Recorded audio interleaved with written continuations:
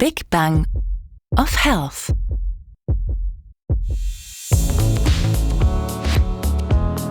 Les salles de sport et les terrasses des restaurants sont ouvertes. Les événements culturels à petite échelle sont à nouveau possibles.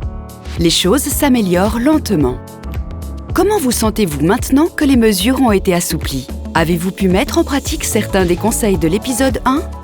Il est temps de ressortir votre liste de contrôle du bien-être, de saisir à nouveau vos scores et de les comparer à ceux de l'épisode 1. Plus votre score global est bas, plus votre niveau de stress est faible. Plus votre niveau de stress est faible, plus votre système immunitaire a de chances de bien fonctionner. Dans l'épisode 1, nous avons appris que le stress vécu négativement peut avoir un impact négatif sur le système immunitaire et que les muscles en exercice actif agissent comme une dynamo qui peut recharger les batteries de notre santé dans tous les organes. En outre, une alimentation variée et équilibrée a une influence significative sur la bonne humeur des intestins. Par conséquent, continuez à prêter attention à votre niveau de stress et mettez nos conseils en pratique, car ils peuvent contribuer à améliorer votre bien-être général et donc à renforcer le système immunitaire.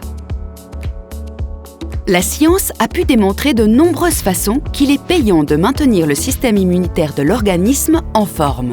Un système immunitaire bien préparé est mieux à même de se défendre contre les agresseurs externes au moment de l'infection.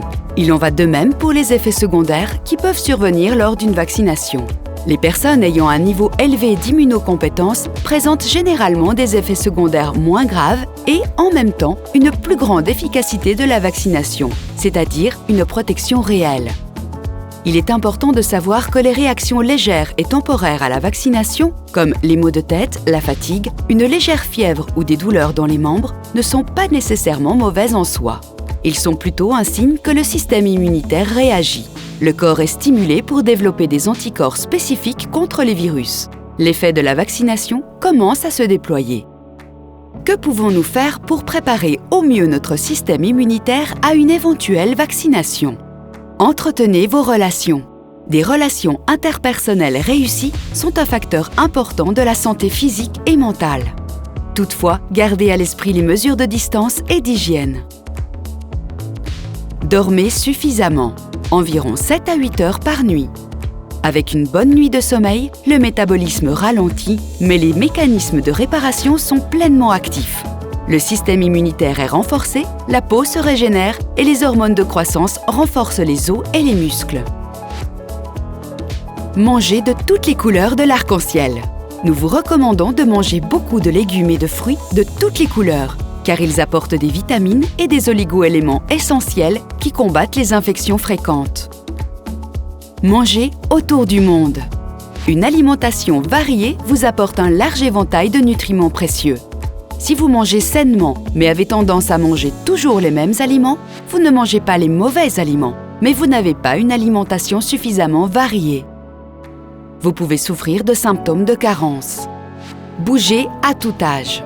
Une activité physique régulière augmente le nombre de globules blancs et donc de cellules importantes pour la défense contre les agents pathogènes. L'entraînement en résistance augmente la force musculaire. Veillez à faire un entraînement régulier et ciblé de musculation et d'endurance. Plus les muscles sont actifs, plus ils sont capables de produire des hormones musculaires bénéfiques, les myokines. Pour d'autres conseils et idées utiles sur la manière de mettre en œuvre les éléments ci-dessus, veuillez consulter notre liste de conseils. Corona ou pas, les incertitudes et les questions relatives aux vaccins existent probablement depuis que les vaccins existent. L'histoire des vaccins modernes commence en 1796. Au XVIIIe siècle, un Britannique sur 10 meurt de la variole. Le docteur Edward Jenner, médecin de campagne anglais, entend dire que les laitières sont souvent atteintes de la variole du bœuf, mais rarement de la dangereuse variole humaine. Il se demande alors si la variole bovine pouvait protéger contre la variole humaine meurtrière. Il ose une expérience et inocule à un garçon de 8 ans l'inoffensive variole des vaches. L'expérience réussit. Le garçon ne contracte pas la dangereuse variole humaine et voilà que le processus appelé vaccination, d'après vacca, le mot latin pour vache, est né.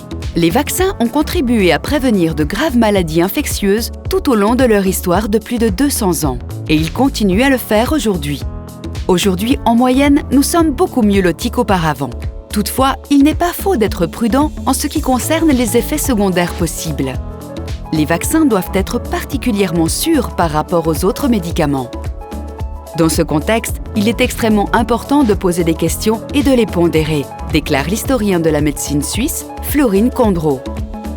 Se soucier et choisir de mener un mode de vie conscient et sain est particulièrement important à notre époque de surabondance. Et ce n'est pas facile. Dans l'article 2.2, nous en apprenons davantage sur les risques et les effets secondaires de notre culture alimentaire actuelle. Nous montrons comment se préparer au mieux à une vaccination à l'aide d'un régime alimentaire adapté.